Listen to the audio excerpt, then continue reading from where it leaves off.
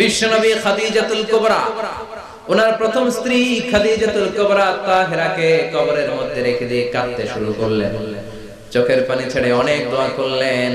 দোয়া শেষে সব সাহাবারা ঘরে ফিরে যায়, বিশ্বনবী যায় না। সাইয়েদনা আবু বকর বললেন, ও নবী চলেন ঘরে যাই।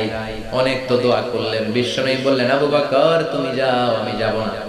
এইটা সাধারণ মহিলা না, এটা বিপদের দিনের সঙ্গিনী খাদিজা। মক্কায় যখন আমার কেউ ছিল না, খাদিজা আমারে ভুলে নাই। 3 বছর কাফিররা আমাকে জেলখানায় বন্দী রেখেছিলাম, শিয়াবে আবি তালেবের জেলখানা। আমার স্ত্রী ওই জেলখানার জীবনেও আমারে ছাড়ে নাই। আমার সাথে 3 বছর খাদিজাও জেল খেটেছে।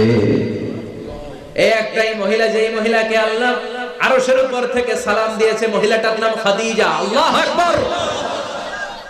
আমার সব সন্তান আল্লাহ খাদিজার পেট থেকে দিয়েছে। ফাতেমাতুজ জোহরা খাদিজার মেয়ে।